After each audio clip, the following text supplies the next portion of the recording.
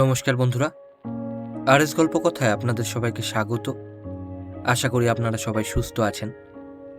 বন্ধুরা, আজ আপনারা শুনবেন শ্রী কুমুদনাথ চৌধুরী দেব শর্মার লেখা একটি শিকার কাহিনী, ঝিলে জঙ্গলে শিকার।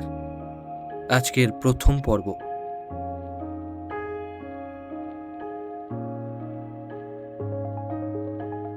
লেখকের ভূমিকা। আমার শিকার অভিজ্ঞতার কাহিনী এই পত্রগুলিতে সহজ সরলভাবে বিবৃত করেছি। শিশুকাল হতে আমি শিকার ভালোবাসি। কর্মজীবনের পরিশ্রমের মধ্যেও সে প্রীতি আমার মন হতে দূর হয়নি। কোনো অবসর দিন এ সম্বন্ধে আমার ব্যর্থ যায়নি। বহু কাজের মধ্যে দু এক প্রহরের ছুটি করেও আমি বেরিয়ে পড়েছি। শিকার আমার শুধু চিত্ত বিনোদনের উপায় মাত্র নয়, শিক্ষাক্ষেত্রও বটে। এত দ্বারা আমি যে লক্ষ্য করার ক্ষমতা ও অভিনিবেশ শক্তি অর্জন করেছি, তা আমার জীবনযাত্রার পথে বহু বিষয়ে সহায়ক হয়েছে। এই চিঠিগুলি আমি আমার আত্মীয় স্বজন বন্ধুবান্ধবকে লিখেছিলাম। আমার বিচিত্র অনুভূতির এই ইতিবৃত্ত তাদের মনে শিকার সম্বন্ধে কৌতূহল উদ্রেক করবে সে আশা পোষণ করি। ঝিল, জঙ্গল, পশু পাখি চিরদিনই আমায় বিমুগ্ধ ও আকৃষ্ট করেছে। যদিও যা কিছু দেখেছি, শুনেছি, অনুভব করেছি, সব কথা বলা হয়নি, তবুও ভরসা হয় যারা শিকার ভালোবাসেন তাদের কাছে এই কাহিনী অপ্রীতিকর হবে না। আর যারা আমার সমবৃত্তি, মৃগয়া প্রিয়, তারাও এ বিবরণ পাঠে কোনো কোনো বিষয়ে সাহায্য লাভ করবেন। কেননা আমার এই স্ব-উপার্জিত জ্ঞান বিচিত্র ও বিবিধ, প্রধানত বঙ্গদেশের বিভিন্ন প্রদেশ সকলে ও মধ্য ভারতে বহু বৎসরব্যাপী শিকার অভিজ্ঞতার ফল। শিকার ক্ষেত্রে আমি নৈপুণ্য ও সাফল্যের কিঞ্চিত যশ অর্জন করেছি। তাই যদি আমার শিকারী বন্ধুদের কাছে এই কাহিনী আদৃত হয়, আমার সন্তানগণ তাদের বৃদ্ধ পিতাকে স্মরণ ও বহু শ্রমলব্ধ মৃগয়া সাফল্যের নিদর্শন শৃঙ্গ চর্মাদি সযত্নে রক্ষা করে, তবে আমি আপনাকে গৌরবান্বিত মনে করব। শ্রী কুমুদনাথ চৌধুরী দেব শর্মা। অনুবাদকের নিবেদন। আমার শ্রদ্ধেয় মাতুল শ্রীযুক্ত কুমুদনাথ চৌধুরীর মূল ইংরেজি হইতে এই শিকার কাহিনী মাতৃভাষায় অনুবাদ করিয়া তাহারি হাতে সমর্পণ করিলাম। এ আমার গঙ্গা জলে গঙ্গা পূজা। এই কাহিনী বঙ্গীয় পাঠকবর্গের প্রীতিকর হইলে আমার শ্রম সার্থক জ্ঞান করিব। শ্রী প্রিয়ম্বদা দেবী। 9ই আগস্ট 1917 খ্রিস্টাব্দ। স্নেহের কল্যাণ। বর্ষার সময়, বিশেষত ভরা শ্রাবণে একটা বাদলা দিন আসে, যেদিন আকাশ মেঘে ছাওয়া, অনবরত টিপটিপ করে বৃষ্টি ঝরছে, কোথাও কোনোখানে আলোর দেখা পাওয়া যায় না। এমন দিনে সুস্থ সবল মানুষের জীবনও দুর্বহ হয়ে ওঠে। আজ ঠিক তেমনই একটি দিন এসে দেখা দিয়েছে। চারিদিক ভিজে স্যাঁতস্যাঁত করছে। আকাশে মেঘের ভার যে কখনো হালকা হয়ে যাবে, এমন কোনো সুদূর লক্ষণ কোথাও দেখা যাচ্ছে না। আজ আমার মনে কত দিনের কত পুরানো সুখের কথা ভিড় করে আসছে। মানুষ কত কি ভুলে যায়, কিন্তু পুরানো সে দিনের কথা ভোলা হয়ে ওঠে না। 2 বৎসর পরে আমি বনের মধ্যে বড় বড় বাঘ, ভালুক, হরিণ শিকার করতে নিয়ে গিয়ে তোমায় মৃগয়া ব্রতে দীক্ষিত করব কথা আছে। আমার এই অঙ্গীকার বারবার তুমি আমায় স্মরণ করিয়ে দাও। যখন আমার বয়স নাবালকের গণ্ডি পেরোয়নি, সবে 17 কি 18, সেই সময়ে আমি আমার প্রথম চিতাবাঘ শিকার করি। চিতা বলে মনে করো না সেটি ছোট্ট, তার রাক্ষস প্রমাণ শরীর।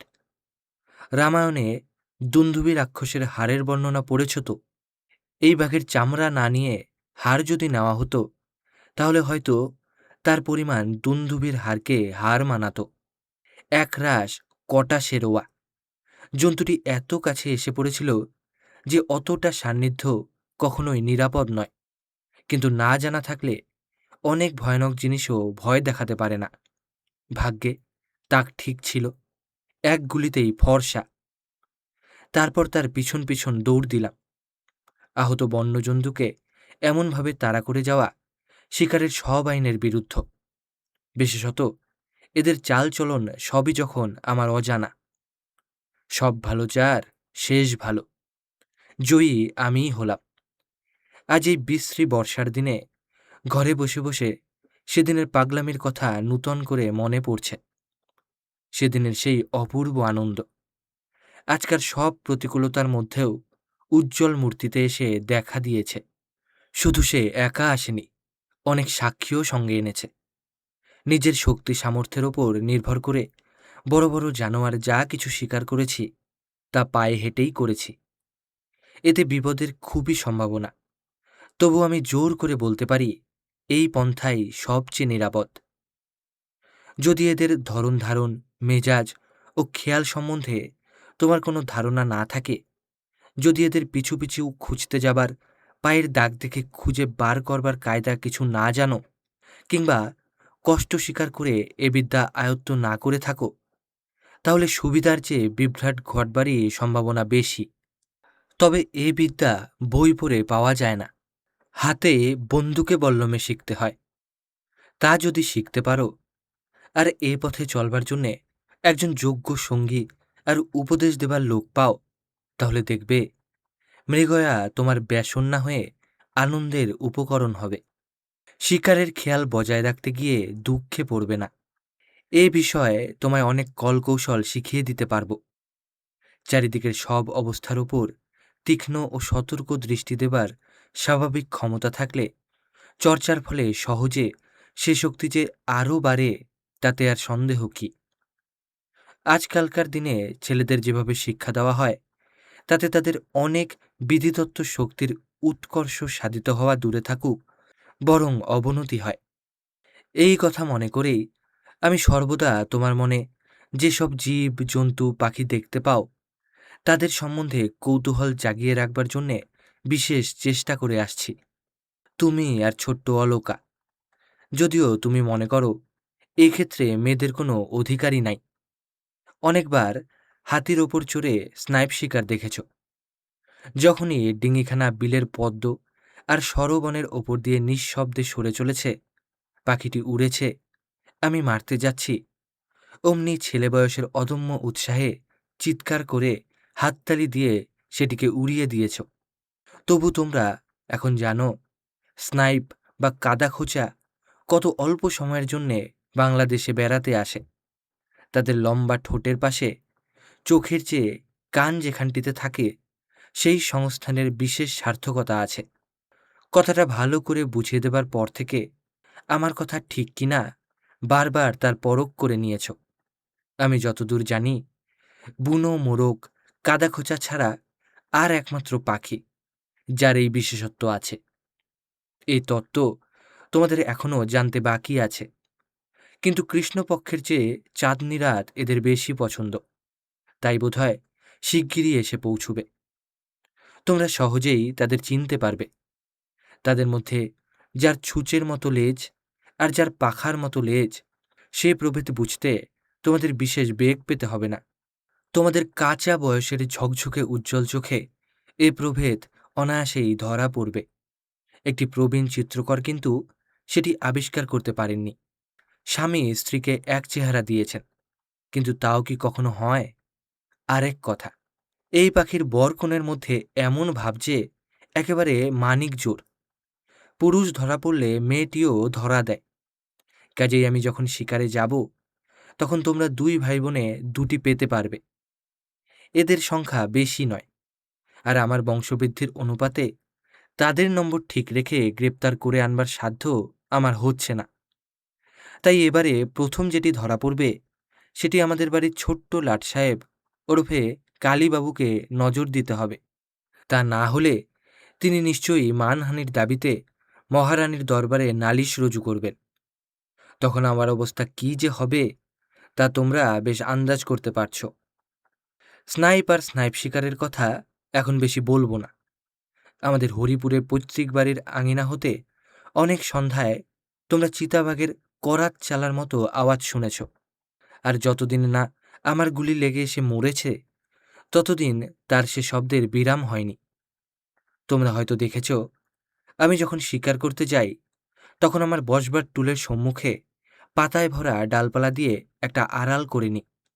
সে আড়ালটা যথেষ্ট ঘন কিংবা মজবুত নয়, তবু নিজেকে লুকিয়ে রাখবার পক্ষে যথেষ্ট। তোমরা মোহনলাল হাতিতে বাঘের যাওয়া আসার গলিপথ আবিষ্কার করে ফিরিবার আগেই কতবার হয়তো বন্দুকের আওয়াজ শুনতে পেয়েছ। তারপর তাড়াতাড়ি সেখানে পৌঁছে দেখেছ মস্ত একটা চিতাবাঘ ধুলোয় গড়াগড়ি যাচ্ছে। গুলি একেবারে তার গলার নলি ফুঁড়ে বেরিয়ে গিয়েছে। আমাকে শিকার করাই ছিল তার মতলব, কিন্তু কপালে লেখা ছিল অন্য রকম।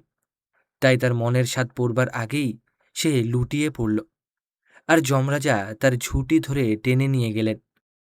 জানো তো, যমের বাহন মহিষ। জীবন্ত থাকলে ব্যাঘ্রবীর মহিষটার সঙ্গে যুদ্ধ করতে পিছপা হতো না বোধ হয়।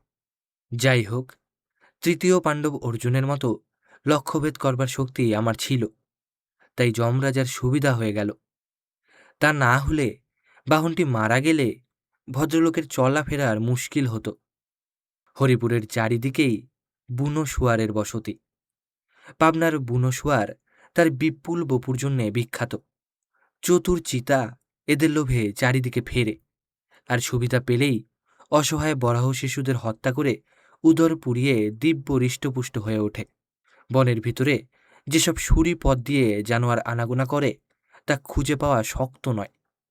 তারা খেয়ে কোথায় গিয়ে তারা আশ্রয় নেবে সেটা অনুমান করা সহজ।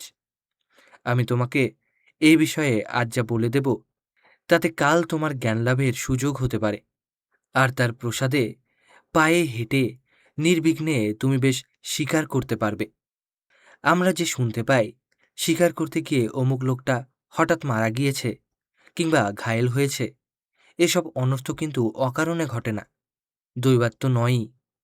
মূলে থাকে অজ্ঞতা, অনভিজ্ঞতা কিংবা দুঃসাহসিকতা। চলতি কথায় যাকে বলে বোকামি আর গোয়ার্তমি। মৃগয়া শুধু খেলা নয়, এর মধ্যে বিপদও অনেক। তাই সাহস আর বুদ্ধি দুয়েরই বিশেষ দরকার। তা না হলে এই খেলার কোনো আমোদই থাকত না। সে খেলার দাম নয় কানা করি হুঁশিয়ার জোয়ানের কাছে। নাই যাতে ভয়, নাই লড়ালড়ি, বিপদ সঙ্গীন ছোটে না পাছে। আমি তোমাকে এখন যেসব চিঠি লিখছি তা হতে তুমি প্রথম যেদিন বন্দুক হাতে শিকার ক্ষেত্রে নামবে সেদিন অনেক দরকারি জিনিস তোমার জানা থাকবে, অন্তত থাকা উচিত। আর তুমি যদি পাকা হুঁশিয়ার শিকারী হতে না পারো তার জন্যে আমি দায়ী হব না। শুধু পশু পাখির প্রাণহানি করবার ক্ষমতা দক্ষ শিকারীর পরিচয় নয়। ইংরেজিতে যাকে জেন্টলম্যান বলে তার ঠিক প্রতিশব্দটি আমাদের বাংলা ভাষায় খুঁজে পাওয়া সহজ নয়। তবু কথায় না বলতে পারলেও ভাবটি যে কি তা আমরা সবাই বুঝি। আমার মতে যে লোক জীবনের সব ব্যাপারেই যথার্থ জেন্টলম্যান সেই ঠিক চৌকস শিকারী। জীবনটা তো সহজ ব্যাপার নয়, বিশেষ করে আমাদের ভারতবাসীদের জীবন। আশেপাশে চারিদিকেই কত বাধা বিপত্তি। শিকার করতে গিয়েও দেখবে কত ঈর্ষা, বিদ্বেষ, কত ক্ষুদ্রতা, কত দলাদলি, সহজ ভদ্রতা বিরোধী কত হীন ব্যবহার, এক কথায় বলতে গেলে কত অভদ্রতা। তোমার বয়সী ছেলেমেয়েদের মধ্যে তোমার মতো মহাভারত কথা কেউ ভালো করে জানে না। তোমার বয়সের কেন, কোনো বয়সের ছেলেই জানে কিনা সন্দেহ। তাই তুমি জীবনে কিভাবে চলতে পারবে সে বিষয়ে আমার মনে বিশেষ কোনো দ্বিধা নেই। ইংরেজিতে একটি কথা আছে, তার অর্থ তোমার মনে ভালো করে বসিয়ে দিতে চাই। সে হচ্ছে ক্রিকেট খেলা, অর্থাৎ ভালো খেলোয়াড় হওয়া চাই। চীনা ব্রাহ্মণের যেমন পৈতা দরকার হয় না, তেমনি ভালো খেলোয়াড় হাতিয়ারের পরোয়া রাখে না। সব হাতিয়ারই তার হাতে চলে ভালো। এই যে জার্মান ইংরাজি যুদ্ধ হচ্ছে, এতে খুব ভালো করেই প্রমাণ হয়ে গেছে যে ভালো স্পোর্টসম্যানরাই সবচেয়ে ভালো যোদ্ধা। যুদ্ধক্ষেত্রে তারা যে বীরত্ব, সাহস আর উপস্থিত বুদ্ধির পরিচয় দিয়েছে, তার অনেক গুণই তারা মৃগয়া ক্ষেত্রে অর্জন করেছিল। এই বিপুল সমরাভিনয়ের নান্দি পাঠ প্রথম অঙ্কে মৃগয়াতেই হয়েছিল। ফুটবলের হুড়োহুড়িতেও তুমি খুব মজবুত, তা আমি দেখেছি। ক্রিকেট খেলাতেও বেশ সতর্ক। এই দুই খেলাতেই লক্ষ্য ঠিক রাখবার ক্ষমতা, ক্ষিপ্রতা, কৌশল ও কষ্ট সহিষ্ণুতা বাড়ে। শরীর সবল, অস্থিমজ্জা, পেশি দৃঢ় হয়ে ওঠে। পুরুষের যা পৌরুষ, তারই সূচনা হয়। ইংরাজ বাচ্চার মধ্যে এই যে খেলার উৎসাহ, আগ্রহ আর একাগ্রতা আছে, তাই পরে তাকে জীবনের ঝড় ঝাপটায় তরিয়ে দেয়, আর যুদ্ধের এই সঙ্গীন বিপদের মধ্যেও খাড়া রেখেছে। এই নৈপুণ্য, সাবধানতা, ব্যায়াম চর্চার ফলে দৈহিক উৎকর্ষ আজকার সংগ্রামের ভীষণ পরীক্ষায় বিশ্ববিদ্যালয় আর স্কুলের ছাত্রদের যে কত বড় আর কেমন অটল সহায় হয়েছে, তার আমি তোমায় কি বলবো। বৃহত্তর জীবন সংগ্রামেও এই সুকৃতির ফলে তাদের জয় অবশ্যম্ভাবী। এই জন্যেই আমি তোমাকে আর তোমার ছোট্ট ভাইটিকে বোঝাতে চাই যে রাজার আর স্বদেশের সম্মান রক্ষার জন্যে যদি যুদ্ধ করতে চাও, তাহলে সে মহৎ কর্তব্যের আরম্ভ করতে হবে এই খেলার আখড়ায়, শৈশবের এই খেলা ঘরে। একদিন আমার জীবনেও এই আকাঙ্ক্ষা জাগ্রত ছিল। বৎসরের পর বৎসর চলে গেল, কামনা আর কর্মে পরিণত হলো না। এখন সে স্বপ্ন আর আমার আশার রাজ্যে নেই, ক্রমশ স্মৃতির মধ্যে মিলিয়ে আসছে। তবে তোমরা আমার জীবনে এসেছ, তাই আশা আবার দেখা দিয়েছে। আমাকে দিয়ে যা হয়নি, তোমরা তা করবে। যতক্ষণ না অনুভব করবে তোমারই দক্ষিণ হস্তের দৃঢ়তার ওপর দেশের কল্যাণ নির্ভর করছে, যতক্ষণ না তুমি জাতি বর্ণ নির্বিশেষে এই বিশাল রাজ্যের অন্যান্য প্রজাদের সঙ্গে পাশাপাশি সমকক্ষ হয়ে দাঁড়াতে পারো, ততক্ষণ যথার্থ স্বদেশভক্তি তোমার মনে প্রতিষ্ঠা লাভ করবে না। তোমাদের এই শক্তিতে প্রাণবান আর এই যোগ্যতার অধিকারী হতে দেখাই এখন আমার জীবনের পরম আকাঙ্ক্ষা। তাই আমি চাই সংসারের এই রঙ্গভূমিতে সব রকমে তোমরা হুঁশিয়ার খেলোয়াড় আর মজবুত পালোয়ান হও। বন্দুকে বল্লমে, তীরে তলোয়ারে, লাঠি বড়শিতে আর করো গো শিকার, করো গো শিকার। হও হুঁশিয়ার, হও হুঁশিয়ার। সাবাস জোয়ান, মুশকিল আসান, করে নেবে ফতে কেল্লা দুনিয়ার। বেড়ে যাবে ছাতি, বাড়িবে ভরসা, নিদাঘ হেমন্ত দুরন্ত বরষা।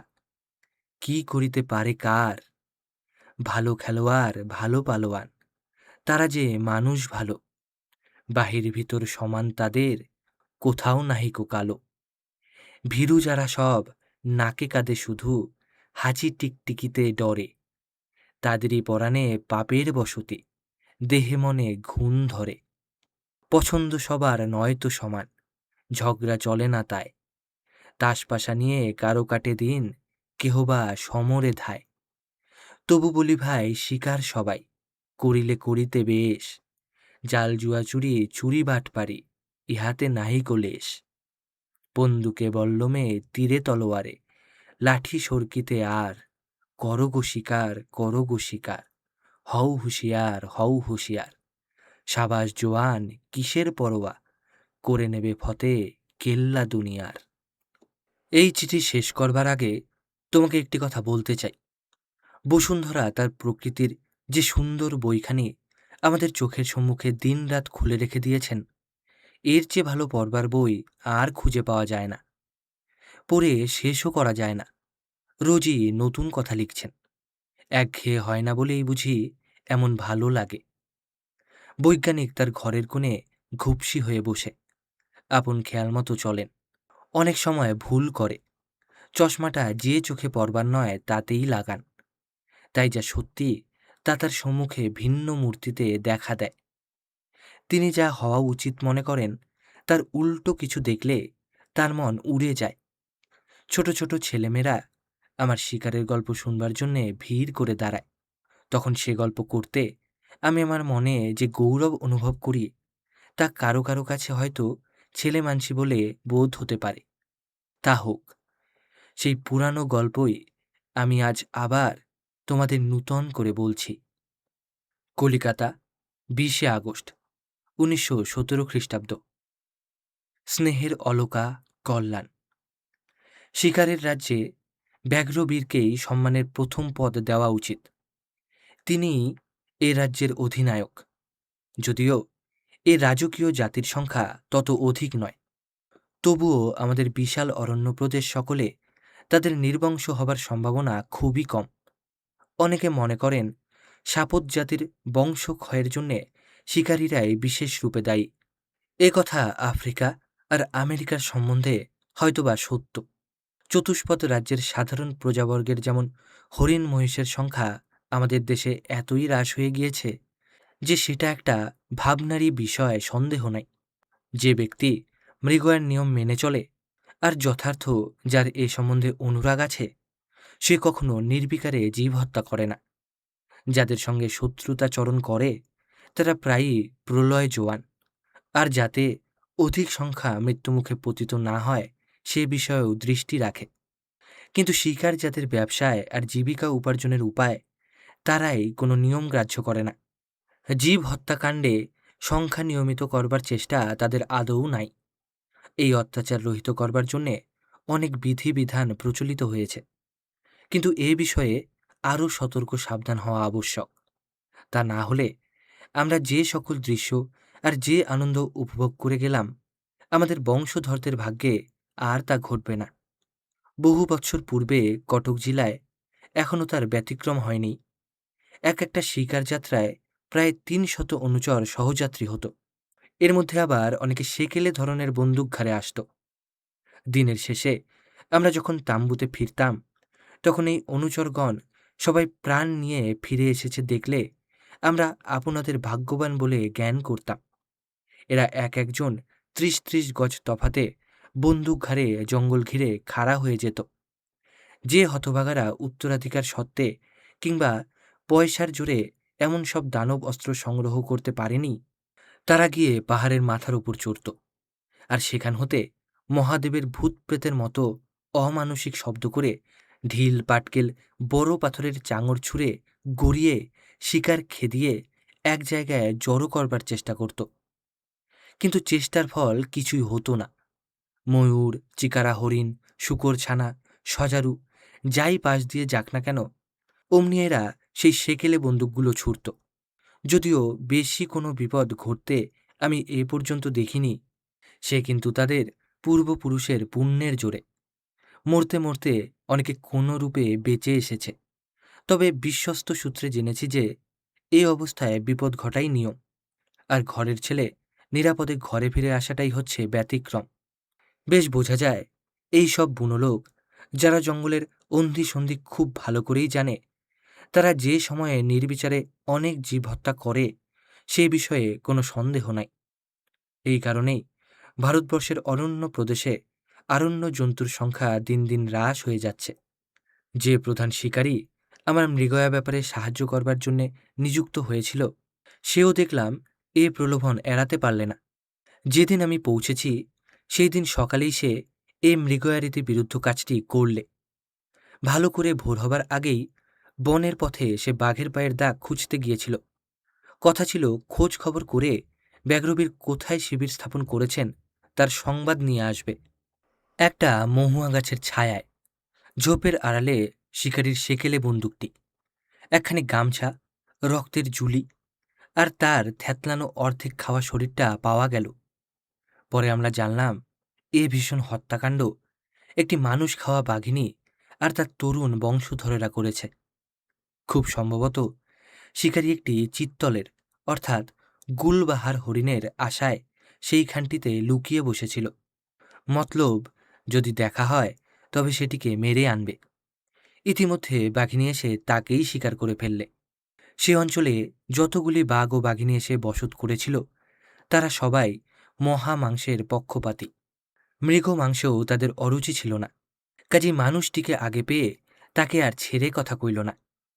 এসব শিকারীরা যেমন নির্বিচারে বন রাজ্যে জীব হিংসা করে বেড়ায়, মনে হয় বনের অধিষ্ঠাত্রী দেবতা এর প্রাণ নিয়ে তারই প্রতিশোধ তুললেন। নরমাংস আর মৃগমাংসলোভী বাঘেদের কথা বলতে গেলে বলা উচিত তারা ভিন্ন গোত্রীয় হলেও এক জাতীয়।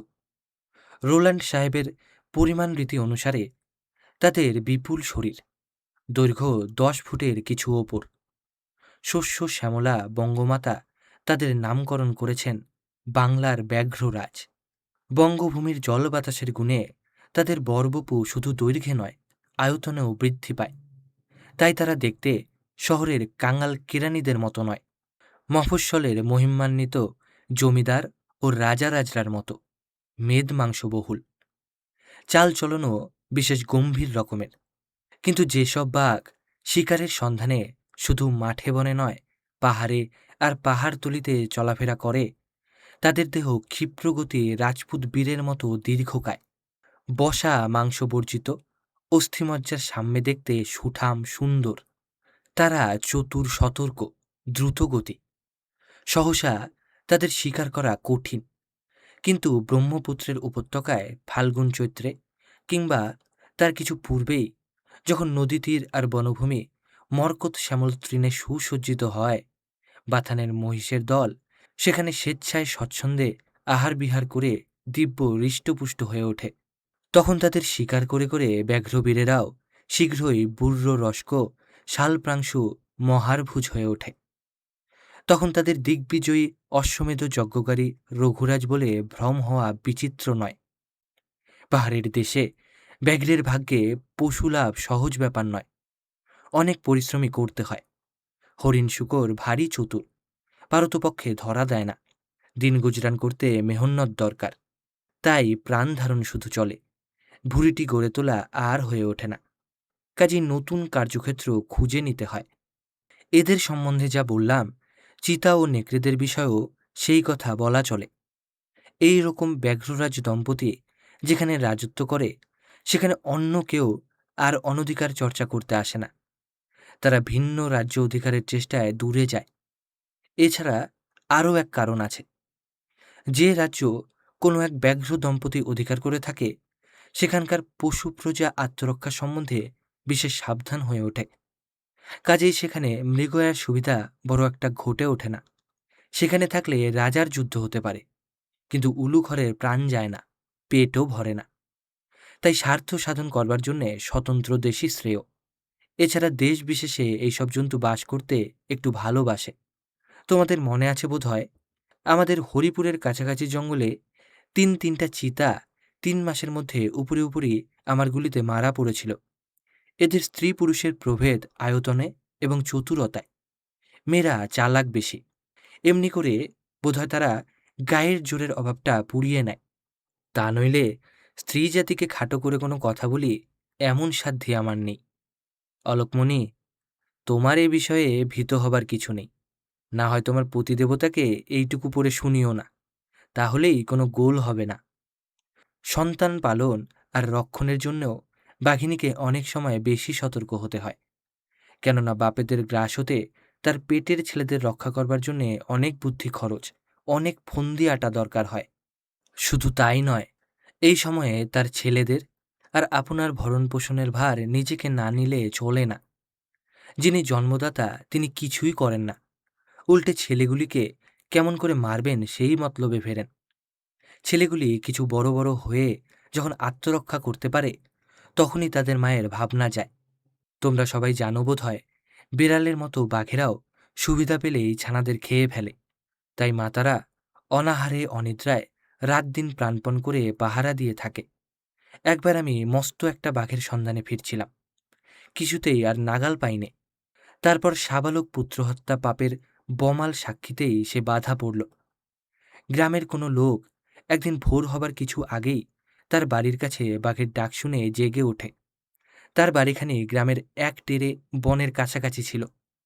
শেষ রাতে উজ্জ্বল চাঁদের আলোতে সে দেখলে দুটি মস্ত চিতা মাঠের ওপর খেলা করছে।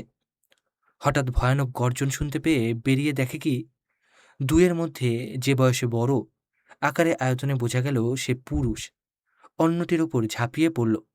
আর কুকুরে যেমন ইঁদুরকে নাকরানি দিয়ে টান মেরে ছুঁড়ে ফেলে দেয়, তেমনি তাকেও ছুঁড়ে ফেলে দিলে।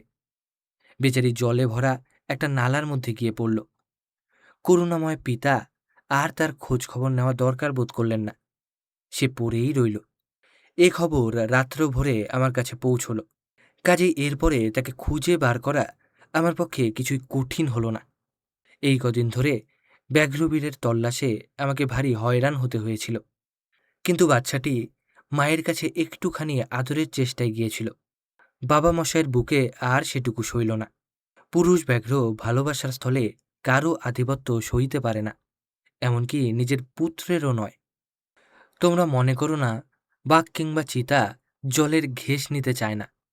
সচরাচর তারা জলে পা দিতে চায় না সত্যি, তবে দরকার হলে স্রোতে গা ভাসাতে আপত্তি কিংবা অনিচ্ছা দেখায় না। আমার বন্ধুবর্গ, যাদের সকলেরই সঙ্গে তোমরা বিশেষ পরিচিত, আমায় বলেছেন আসামে শ্রীহট্টে বাঘ শিকারের সময় তারা দেখেছিল এরা সাঁতার দিয়ে বড় বড় খালবিল বেশ পার হয়ে যায়। একবার একটা বাঘ দেখে তার অনুসরণ করে যেতে হঠাৎ দেখলেন সে যেন ধোঁয়ার মতো কোথায় মিলিয়ে গেল। তার আর চিহ্নমাত্র দেখা গেল না। সম্মুখে খর্ব ঘাসে ঢাকা মাঠ, তার চারিদিকে হাতির উপর শিকারী। এর মধ্যে কোন জাদুতে এমন অসাধ্য সাধন ঘটল কারও বোধগম্যই হল না। ক্রমে আবিষ্কার হলো মাঠের একধারে একটি খাল। বাঘটি টুপ করে তারই জলে নেমে শুধু মাথাটি জলের ওপর ভাসিয়ে রেখে কিনারার একটি বন ঝাউগাছ মরিয়া হয়ে আঁকড়ে ধরে আছে। সেই অবস্থাতে সে মহারাজার গুলিতে মারা পড়ল।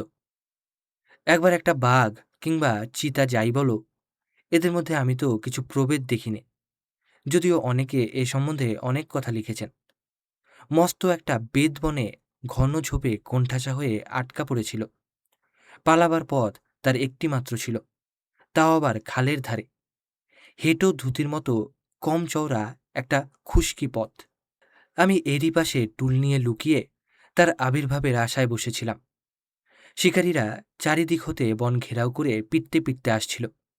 আমি একান্ত উৎসুক হয়ে প্রতীক্ষা করছিলাম। তখন আমার অবস্থা পততি পতত্রে বিচলিত পত্রে শঙ্কিত ভবদূপ জানং। কিন্তু কই, কারও দেখা নেই। আর আমাকে এড়িয়ে সেই পথ দিয়ে কেউ যে পালিয়ে যাবে তারও কোনো উপায় ছিল না। শুধু একটিবার জলে ভারী কিছু পড়বার ক্ষীণ একটা শব্দ আমার শ্রুতিগোচর হয়েছিল, কিন্তু সে এমন অস্পষ্ট যে তাতে করে অমন প্রকাণ্ড জানোয়ার জলে ঝাঁপ দিয়ে পড়েছে এ কথা মনে করবার কোনো কারণ ঘটেনি। আর সে শব্দ এতই ক্ষীণ যে কিছুতেই ভাবতে পারিনি যে অরণ্য সম্রাট শার্দুল প্রাণ রক্ষা করবার জন্যে নদীতে শেষ সন্তরণে প্রবৃত্ত। নৈরাশ্য আর বিস্ময় যুগপৎ আমার মনকে অধিকার করলে। হঠাৎ প্রহরী একজন চিৎকার করে উঠল। অন্য শিকারীদের নিয়ে সেই শব্দ অনুসরণ করে গিয়ে দেখি ব্যাঘ্র সন্তর্পণে জলে ঝাঁপিয়ে নিঃশব্দে সাঁতার দিয়ে ওপারে পৌঁছে চুপি চুপি পলায়নের চেষ্টায় আছে। শিকারীর চিৎকারে বাধা পেয়ে সবে থমকে দাঁড়িয়েছে। এখনও দেখা যায় বাঘ 12 হাত চওড়া খরস্রোতা নদী সোজা সাঁতার দিয়ে পার হয়ে গিয়েছে। নদীর কিনারা পর্যন্ত তার পায়ের দাগ ছিল। তারপর ধারে ধারে অনেক দূর সাবধানে হেঁটে গেছে। নিরাপদ পারঘাট বেছে নিয়ে তবে জলে নেমেছে। সাঁতরে অন্য পারে যেখানে একটি গাছ জলের উপর একেবারে হুমড়ি খেয়ে পড়েছিল, সেইখানে কঠিন মাটি পেলে ডাঙায় ওঠা অপেক্ষাকৃত সহজ হবে তা সে ঠিক অনুমান করে নিয়েছিল। যদিও সোজা সেখানটিতে পৌঁছবার জন্যে স্রোতের মুখে সাঁতার দিতে বিশেষ কষ্টই হয়, তবুও লক্ষ্যভ্রষ্ট হয়নি। প্রাণপণ চেষ্টায় আপন অভীষ্ট সাধন করে নিয়েছিল। এই সব নদীকে সর্বত্র সর্বথা বিশ্বাস করা চলে না, তবুও হিতোপদেশের ঐতিহাসিক বাঘের চেয়ে আমি যার কথা বলছি তার বুদ্ধি তীক্ষ্ণ ছিল। তাকে আর পথ চলা পথিকের কাছে সাহায্য প্রার্থনা করতে হয়নি। অন্য একটা বাঘ আর একবার সাঁতার দিয়ে নদী পার হতে গিয়ে জেলের জালে আটকা পড়ে বিঘরে মারা যায়। পরদিন তার মৃতদেহটা জেলেরা আমাদের বাড়ি নিয়ে এসেছিল। এরা কই মাগুর ধরবে বলেই জাল পেতেছিল, কিন্তু এমন নতুন শিকার পেয়ে তারা ভারী খুশি হয়, লাভও করেনি মন্দ। তোমাদের নিশ্চয়ই মনে আছে, আমাদের বাড়ির উত্তরে যে বিল আছে চওড়ায় 1 মাইলের ওপরে হবে। যথাকালে এখানে হাঁস, চকাচকি আর স্নাইপের মস্ত মেলা বসে যায়। কথায় বলে, গা দেখবি তো কলম, আর বিল দেখবি তো চলন। এ বিল সেই বিখ্যাত চলন বিলের শাখা। এরই ধারে জলাভূমিতে বছর 20 আগে বুনো মোষের দল চড়ে বেড়াতো। একবার দুর্গাপূজার সময়, তখন আমরা ছেলে মানুষ, নবমী পূজার দিন, ব্রাহ্মণ ভোজনের দিন, দই ক্ষীর আর এসে পৌঁছায় না। ফলারে বামুন পাত পেতে বসে গেছেন, কর্তারা ঘরবার করছেন। এদিকে যেখান দিয়ে নৌকা করে গয়লারা দই ক্ষীর নিয়ে আসবে, একপাল বুনো মোষ সেখানটিতে পথ আটক করে দাঁড়িয়েছিল। দাড়িমাছির সাধ্য কি যে নৌকা বেয়ে আসে? এই মোষের পাল তো সুবোধ বালকের দল নয় যে তাদের বুঝিয়ে পুড়িয়ে কিছু সুবিধা হবে। তাই যতক্ষণ এই মহিষাসুরগুলি আপনা হতে পথ ছেড়ে না দিলে, ততক্ষণ মহিষমর্দিনীকে ভোগের জন্যে মুখটি বুজে প্রতীক্ষা করে থাকতে হয়েছিল। এখন আর সে জলাভূমি নেই। বিলগুলি মাঠ হয়ে তাতে চাষবাস চলছে। মহিষাসুরও তার মোসাহেবের দল নিয়ে অন্যত্র চলে গেছে। পাহাড়তলির বন জঙ্গলে বৈশাখ জ্যৈষ্ঠ মাসের অসহ্য গ্রীষ্মে বাঘেরা প্রায়ই নালায় গিয়ে পড়ে থাকেন, তবে ভিন্ন কারণে। মানুষে যে কারণে নালার আশ্রয় গ্রহণ করে, এখানে তা নয়। আমরা যেমন গরমের দিনে নাইতে নামলে আর উঠতে চাই নে, তেমনি আর কি।